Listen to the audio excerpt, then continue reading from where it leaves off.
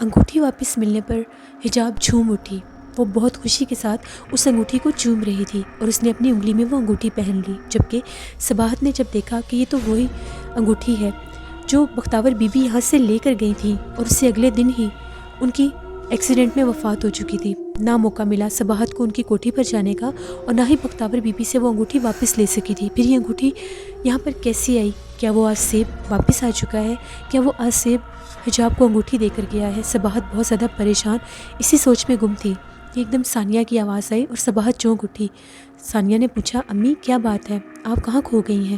صباحت نے کہا، نہیں کچھ نہیں۔ اسی پریشانی کے عالم میں اٹھ کر وہ حجاب کے کمرے سے باہر آ گئی۔ اسی شام کی بات ہے، تینوں بہنیں نئے گھر کے لان میں بیٹھ کر پڑھ رہی تھیں۔ حجاب 13ویں جماعت میں پڑھتی تھی، ثانیہ 11ویں میں اور تحریم 9ویں جماعت میں پڑھتی تھی۔ تینوں بہنوں کے آرٹ سبجیکٹ تھے، اس لیے حجاب اپنی دونوں بہنوں کو پڑھا لیا کرتی تھی۔ اچانک باتوں باتوں میں ثانیہ نے ایک خالی صفحے کے اوپر بال پوائنٹ کو گھماتے ہوئے کہا، آپی کاش ہم لوگوں کا کوئی بھائی ہوتا، کاش ہم تینوں بہنوں میں سے کوئی ایک بیٹا ہوتا تو ابو کا فخر سے سر اونچا ہو جاتا، وہ اور زیادہ پر اعتماد ہو جاتے۔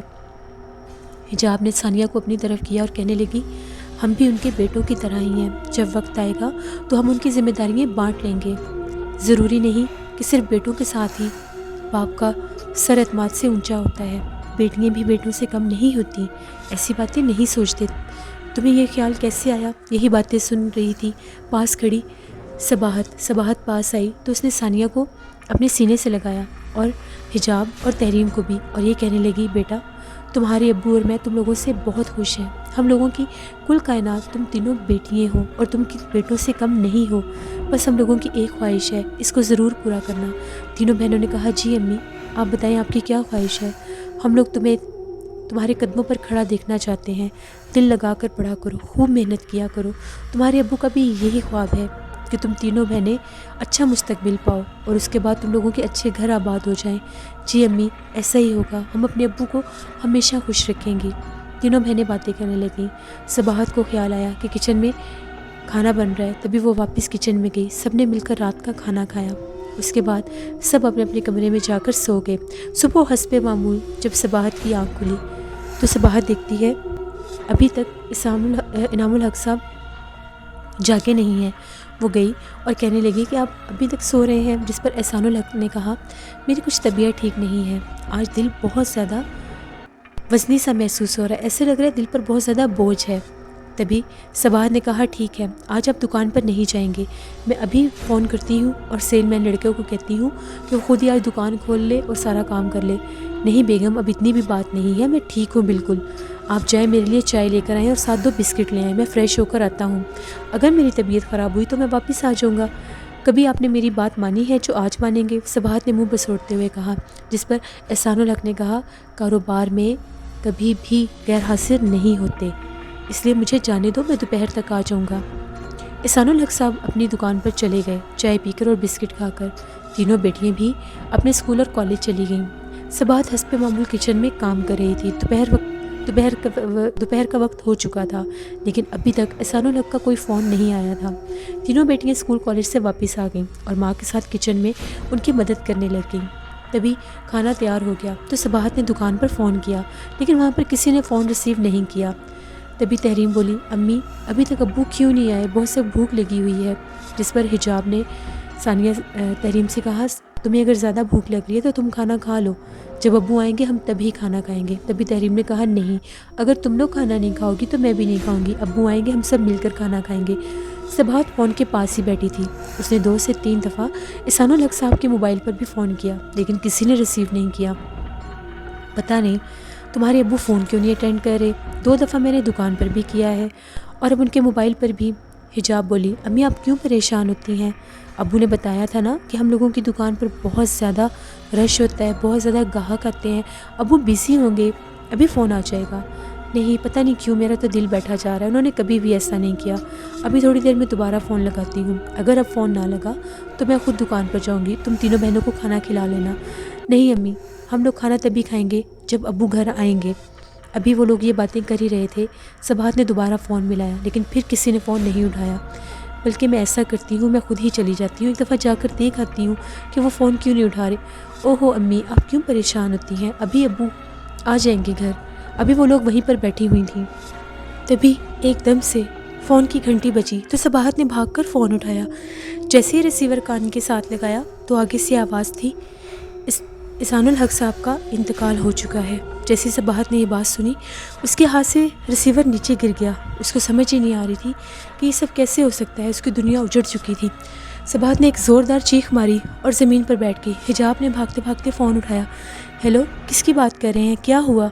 کون ہے فون پر؟ اتنے میں فون بند ہو چکا تھا۔ صباحت کے ہونٹ اور تھوڑی کانپ رہی تھی۔ تبھی تینوں بیٹیوں نے پوچھا، امی کیا بات ہے؟ آپ کیوں چیخ رہی ہیں؟ ہمیں بتائیں کس کا فون تھا؟ صباحت بس کانپتے ہونٹوں کے ساتھ یہی کہہ پا رہی تھی، تمہارے ابو، تمہارے ابو، لیکن پوری بات نہیں بتا پا رہی تھی۔ امی آپ کیا بات کر رہی ہیں؟ ہمیں کچھ سمجھ نہیں آ رہی۔ تبھی تھوڑی ہی دیر کے بعد ایمبولینس کی آواز آئی اور ایمبولینس کے سائرن کے ساتھ ایمبولینس ان کے دروازے پر رکی تو تینوں ماں بیٹیاں بھاگتی ہوئیں جب دروازے پر گئیں تو دروازے کے باہر ایمبولینس کھڑی تھی۔ ایمبولینس کا دروازہ کھول کر ان کے پاس کچھ آدمی کھڑے تھے جو احسان الحق صاحب کے دوست تھے۔ وہ کہنے لگے کہ میت آ گئی ہے۔ حجاب نے کہا، کس کی میت آ گئی ہے؟ کون ہے یہ؟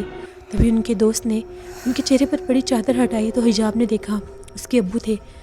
حجاب نے چیخنا شروع کر دیا۔ وہ چیخیں مارتی گھر میں گھر کے کونے میں بیٹھ کر رونے لگی۔ ان کی دنیا اجڑ چکی تھی۔ احسان الحق صاحب نے بہت خواب سجائے تھے نئے گھر کے۔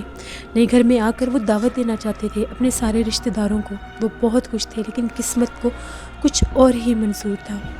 احسان الحق صاحب کا جنازہ ہو گیا، تدفین ہو گئی، رسماً سارے رشتہ دار آئے اور اس کے بعد تینوں بیٹیاں اور ان کی ماں اس دنیا میں تنہا رہ گئے۔ وقت گزر گیا، ان لوگوں نے تنہا جینا سیکھ لیا۔ وقت نے ایسی کایا پلٹی، حجاب نے گریجویشن کر لیا اور ایک پرائیویٹ سکول میں نوکری شروع کر دی۔ تحریم اور ثانیہ ابھی تک پڑھ رہی تھیں۔ دکان پر ایک سیل مین تھا جو بہت زیادہ گھپلے کرتا تھا۔ زیادہ تر ان کو کم ہی پیسے ملتے تھے۔ وہ اپنی جیب گرم کرتا تھا اور صباحت کو بس یہی کہتا تھا کہ دکان بہت زیادہ خسارے میں جا رہی ہے۔ وہاں سے نہ ہونے کے برابر پیسے آتے تھے۔ ان لوگوں کے پاس صرف سر چھپانے کے لیے اپنی چھت تھی۔ دال روٹی کھا کر وہ اپنی زندگی گزار رہے تھے۔ تبھی حجاب گھر آئی۔ آج وہ بہت زیادہ خوش تھی۔ شکم کو اس کو تنخواہ ملتی تھی اور وہ دن اس کی زندگی کا سب سے خوشگوار دن ہوتا تھا۔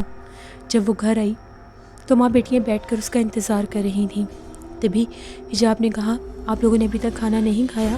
تحریم بولی، نہیں، تم آتی تو تبھی کھانا کھانا تھا نا۔ ویسے بھی جو دال روٹی ہم کھا رہے ہیں وہ نہ ہونے کے برابر ہی ہے۔ پیٹ بھرنے کے لیے اور زندہ رہنے کے لیے ہی تو کھایا جاتا ہے۔ تبھی حجاب نے کہا، ایسی باتیں نہیں کرتے، اللہ ہماری مشکلیں آسان کرے گا، خدا کا شکر ادا کرو، ہم لوگوں کو یہ بھی نصیب ہو رہا ہے۔ امی، کل سے میں دیر سے گھر آؤں گی۔ میں نے اسکول میں ہی 3-4 ٹیوشن شروع کر دی ہیں۔ چھٹی کے بعد ان بچوں کو پڑھا کر میں آیا کروں گی۔ کل سے میں لنچ ساتھ لے کر جاؤں گی۔ تبھی تحریم بولی، ہاں، جو لنچ تم ساتھ لے کر جاؤ گی، لوگوں کو دکھانا کہ تم دال اور روٹی کھاتی ہو، بڑی عزت ہوگی تمہاری۔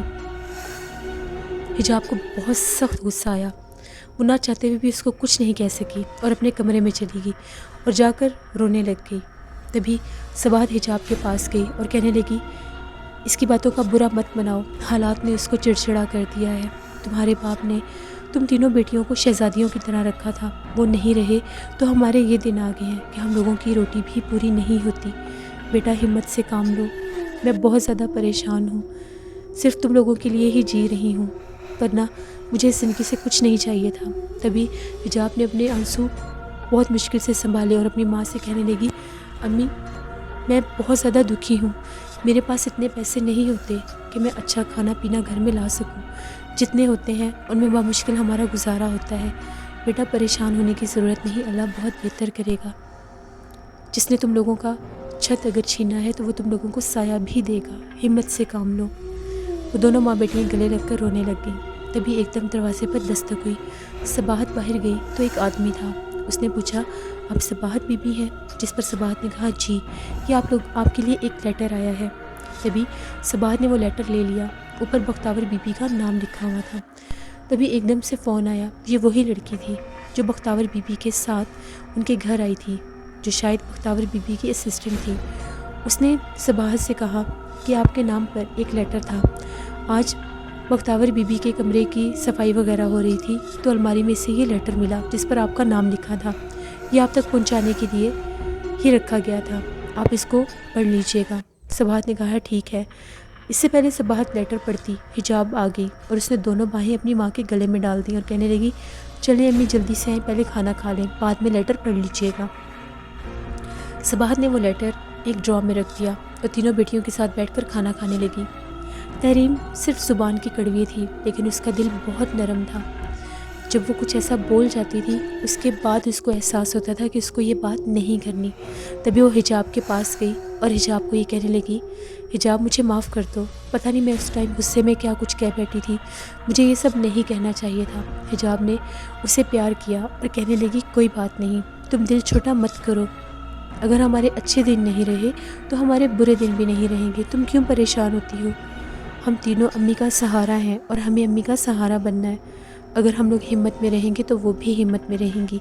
तहरीम ने कहा ठीक है, मैं आइंदा ऐसी कोई बात नहीं करूँगी। सबाहत ने अब देखा कि मुझे जल्दी से जाकर वो लेटर पढ़ना चाहिए, आखिर बख्तावर बीबी मुझसे क्या कहना चाहती थी।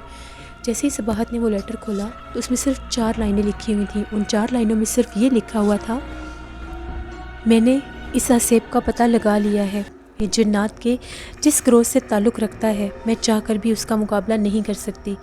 मेरे जैसे 10 आमिल और भी आ जाएं तो इस आसेब का वो मुकाबला नहीं कर सकते। मैं मजबूर हूँ, लेकिन मैंने अपने अमल के ज़रिए 2 साल के लिए उस आसेब को तुम्हारी बेटी से दूर कर दिया था, कैद कर दिया था। लेकिन जैसे ही 2 साल पूरे होंगे वो आसेब तुम्हारी बेटी की ज़िंदगी में वापस आ जाएगा और फिर चाहकर भी उसको कोई तुम्हारी बेटी से दूर नहीं कर सकेगा।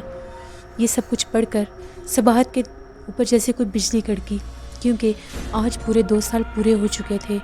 क्या अब हिजाब की ज़िंदगी में वो आसेब वापस आ जाएगा। सबाहत का चेहरा पसीने से शराबूर हो गया और उसके हाथ से वो लेटर नीचे गिर गया। तभी हिजाब आई, अम्मी खैरियत तो है। सबाहत ने जल्दी से अपने पाँव के साथ उस लेटर को छुपा लिया। आप ठीक तो हैं, आपको इतने पसीने क्यों आ रहे हैं, क्या बात है अम्मी, मुझे बताएं। नहीं नहीं कुछ नहीं हुआ हिजाब, मुझे पानी चाहिए, मुझे पानी ला कर दो। हिजाब भागती हुई गई पानी लेने। सबाहत ने जल्दी से वो लेटर उठाया और उसको छुपा लिया। वो हिजाब को कुछ भी नहीं बताना चाहती थी। अम्मी पानी पिए, बैठे, क्या बात है, मुझे आपकी तबीयत ठीक नहीं लग रही। देखिए अम्मी, मैं आपको डॉक्टर के पास ले जाना चाहती हूँ, मेरे पास पैसे हैं, एक दफ़ा आपका चेकअप होगा तो मुझे सुकून आ जाएगा। नहीं हिजाब, मुझे कुछ भी नहीं है बेटा, बस मेरे लिए दुआ करो, अल्लाह मेरी मुश्किल आसान करे, मैं बिल्कुल ठीक हूँ। अम्मी आप मेरी बात क्यों नहीं मानती, अगर मैं बीमार होती तो तुम्हें मैं ज़रूर बता देती, मैं बिल्कुल ठीक हूँ। सबाहत ने हिजाब को बहुत ज़्यादा हौसला दिया। हिजाब चुपचाप वापस आ गई। रात को सब सो गए लेकिन सबाहत की नींदें उड़ चुकी थीं। सबाहत सारी रात से बैठकर इबादत कर रही थी, दुआ मांग रही थी, पानी दम कर रही थी। फजर के टाइम जब हिजाब की आंख खुली, वो नमाज़ पढ़ने के लिए जागी तो सबाहत को मुसल्ले पर बैठा देखा। वो जाए नमाज पर बैठकर पानी दम कर रही थी और उसकी आंखों से साफ पता चल रहा था कि वो सारी रात की जाग रही है। हिजाब ने कहा, अम्मी क्या हुआ आपको, आप सारी रात से जाग रही हैं, आपकी आंखें और चेहरा तो यही बता रहा है। सबाहत ने कहा, नहीं नहीं मैं अभी जागी हूँ, बस तहज्जुद पढ़ी है और उसके बाद फजर पढ़ रही हूँ। ये पानी मैंने दम किया है, इसको घर के सारे कोनों में छिड़क दो, बहुत ज़रूरी है। जी अम्मी, जैसे आपका हुक्म। हिजाब ने वो पानी लिया और घर के सारे कोनों में जाकर उस पानी को छिड़क आई। तभी सबाहत ने कहा, नमाज़ पढ़ लो और बहनों को भी जगाओ और उसके बाद थोड़ी देर के लिए आराम कर लेना, फिर तुमने स्कूल के लिए भी जागना है। नहीं अम्मी मुझे नींद नहीं आ रही, मैं सानिया और तहरीम को जगाती हूँ, वो लोग भी फजर की नमाज़ पढ़ लेती हैं, आप थोड़ी देर आराम कर लें। सबाहत ने कहा, ठीक है मैं आराम कर लेती हूँ। सुबह हुई तो हिजाब अपने स्कूल चली गई। दोनों बहनें पढ़ने के लिए चली गईं। सबाहत घर में अकेली थी। तभी एकदम से दरवाज़े पर दस्तक हुई।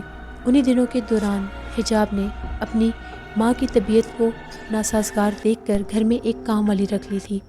अब काम वाली आकर सफाइयाँ किया करती थी और उससे घर के छोटे मोटे काम भी करवा लिए जाते थे। दरवाज़े पर दस्तक हुई तो काम वाली ने जाकर देखा, बाहर एक लड़का खड़ा था। उसने कहा कि मुझे सबाहत बीबी से मिलना है। काम वाली ने आकर सबाहत बीबी से कहा, बीबी साहब आपको बाहर कोई मिलने आया है। मुझसे मिलने आया है, कौन हो सकता है, चलो मैं देख लेती हूँ। ऐसा करो जो कोई भी है उसको ड्राइंग रूम में बिठा दो। तभी काम वाली ने उस लड़के को ड्राइंग रूम में बिठा दिया। जैसी सबाहत आई वो देखकर हैरान हो गई। सफ़ेद लिबास में मलबूस एक नौजवान लड़का था जो बेतहाशा हसीन था, स्याह काले बालों वाला, चांद की तरह चमकते चेहरे वाला, बड़ी बड़ी आंखों वाला। جیسے اس نے صباحت کو دیکھا کھڑا ہو گیا اور سلام کرنے لگا۔ صباحت نے سلام کا جواب دیا اور کہا بیٹھیں بیٹا، کون ہے آپ؟ میں نے پہچانا نہیں۔ آنٹی میرا نام عباد ہے اور میں فلاں گاؤں سے ہوں، گاؤں کا رہنے والا ہوں، شہر میں آیا ہوں اپنی پڑھائی کے لیے، کچھ مصیبت ہے، اپنی مصیبت کے حل کے لیے آپ کے پاس آیا ہوں۔ بیٹا میں سمجھی نہیں، کس مصیبت کے حل کی بات کر رہے ہیں؟ آنٹی میں نے یہاں پر پڑھائی شروع کی ہے اور میری رہائش کا مسئلہ ہے، مجھے رہنے کے لیے ایک کمرہ چاہیے، کیا آپ اپنے گھر میں ایک کمرہ مجھے کرائے پر دے سکتی ہیں؟ میں آپ کو ماہانہ 4000 روپے دوں گا۔ صباحت غصے سے کھڑی ہو گئی۔ بیٹا یہ کیسی بات ہے؟ آپ کو کس نے کہا ہے کہ میں نے اپنے گھر کا کوئی کمرہ کرائے پر دینا ہے؟ اور آپ کس سے پوچھ کر یہاں پر آئے ہیں؟ ایسا نہیں ہو سکتا۔ اس نے صباحت کو سمجھایا۔ اس کی آنکھوں میں بہت زیادہ محبت تھی۔ صباحت اس کی آنکھیں دیکھ کر عجیب سی ہو گئی اور بیٹھ گئی، جیسے اس کے اوپر کسی چیز کا اثر ہو چکا تھا۔ عباد بولا آنٹی آپ میرا پتہ کروا لیجئے، آپ مجھے اپنے گھر کا بیرونی کمرہ دے دیں، بے شک اپنی بیٹیوں کے ساتھ بھی مشورہ کر لیں، میرے یہاں پر رہنے سے کسی کو کوئی اعتراض نہیں ہوگا۔ بیٹا میں آپ کو کیسے بتاؤں، میں خود بہت زیادہ مجبور عورت ہوں، میرے شوہر کا انتقال ہو چکا ہے، میں 3 جوان بیٹیوں کی ماں ہوں، اگر میں آپ کو اپنے گھر میں رہنے کی اجازت دے دوں گی تو لوگ کیا کہیں گے، میں لوگوں کی باتوں کا کیسے جواب دوں گی؟ عباد بولا آنٹی ان لوگوں نے آج تک آپ کو کچھ دیا ہے؟ جب آپ لوگ پریشان ہوتے ہیں کیا ان لوگوں نے کبھی سہارا دیا ہے؟ لوگوں کا تو کام ہی باتیں کرنا ہوتا ہے، آپ لوگوں کی باتوں میں کیوں آتی ہیں؟ میرے یہاں پر آنے سے آپ لوگوں کی بھی حفاظت ہو جائے گی، گھر میں ایک مرد کا ہونا ضروری ہے، وہ بات تو ٹھیک ہے لیکن وہ مرد آپ کا کوئی رشتہ دار ہونا چاہیے۔ بیٹا میں آپ کو نہیں جانتی، میں یہ نہیں کر سکتی۔ عباد نے کہا آنٹی یہ میرا ایڈریس ہے، آپ بے شک فلاں گاؤں سے میرا پتہ کروا لیں، وہاں پر میرے والدین رہتے ہیں، میرا پورا گھر ہے اور لوگ آپ کو خود بتائیں گے میں کیسا انسان ہوں، میں بہت امید لے کر آیا ہوں، مجھے مجبور مت کیجیے کہ میں آپ کی منتیں کرنے لگ جاؤں، میری التجا ہے، میری مدد کیجیے، میں آپ لوگوں کا بہت خیال رکھوں گا، کسی کو بھی آپ سے اعتراض نہیں ہوگا، آپ اپنی بیٹیوں سے مشورہ کر لیں، میں کل دوبارہ آؤں گا۔ حجاب نے جیسے ہی اس کی بات سنی، حجاب کو سمجھ نہیں آ رہی تھی کہ وہ کیا کرے، نہ چاہتے ہوئے بھی عباد کے سارے الفاظ صباحت کے دل پر اثر کر چکے تھے۔ تبھی صباحت نے کہا ٹھیک ہے میں اپنی بیٹیوں سے مشورہ کر لوں۔ عباد نے کہا جی آنٹی اب میں چلتا ہوں، میں کل پھر حاضر ہوں گا آپ کی خدمت میں، پلیز مجھے انکار مت کیجیے گا، مجھے بہت زیادہ امید ہے کہ آپ مجھے اپنے گھر میں رہنے کی اجازت دے دیں گی، میں اب چلتا ہوں۔ یہ بات کہہ کر عباد وہاں سے چلا گیا۔ صباحت نے کہا رکو بیٹا، تم پہلی دفعہ ہمارے گھر آئے ہو، بیٹھو میں تمہارے لیے چائے بنا کر لاتی ہوں۔ نہیں نہیں آنٹی چائے کی کوئی ضرورت نہیں ہے، اگر کل آپ مجھے اپنے گھر میں رہنے کے لیے ایک کمرہ دے دیں گی تو پھر میں آپ کے ہاتھ کی چائے ضرور پیوں گا۔ نہ جانے صباحت کو اس کو دیکھ کر عجیب سا اعتماد سا ہونے لگ گیا، اس کے الفاظ میں ایسی کشش تھی، اس کی آنکھوں میں کوئی ایسی بات تھی کہ صباحت چاہ کر بھی انکار نہیں کر سکی، اور اس کے دل میں یہ بات گھر کر گئی کہ کیوں نہ میں عباد کو اپنے گھر میں رہنے کی اجازت دے دوں۔ اگلی ایپیسوڈ میں آپ لوگ دیکھیں گے کیا صباحت کی بیٹیاں اس بات پر رضامند ہو جائیں گی کہ ان کے گھر میں کوئی غیر اس طرح سے آ کر رہنا شروع کر دے، اور کیا عباد وہی آصیب ہے جو انسانی روپ لے کر حجاب کے گھر میں آیا ہے اور وہاں پر رہنا چاہتا ہے؟ یہ سب کچھ جاننے کے لیے آپ لوگوں کو دیکھنی پڑے گی کھجور کے درخت کی اگلی ایپیسوڈ، جو میں کل لے کر آؤں گی۔ اپنا فیڈ بیک مجھے ضرور دیں۔ جن لوگوں نے ابھی تک ہارر اردو سینٹر کو سبسکرائب نہیں کیا میرے چینل کو سبسکرائب کریں، میرے چینل پر آپ لوگوں کے لیے بہت بہترین ناولز ایسے ہی میں لاتی رہوں گی۔ اپنا بہت سا خیال رکھیے گا، اپنی ڈھیروں دعا میں مجھے میری فیملی کو ضرور یاد رکھیے گا۔ Thank you for watching, stay blessed, اللہ نگہبان۔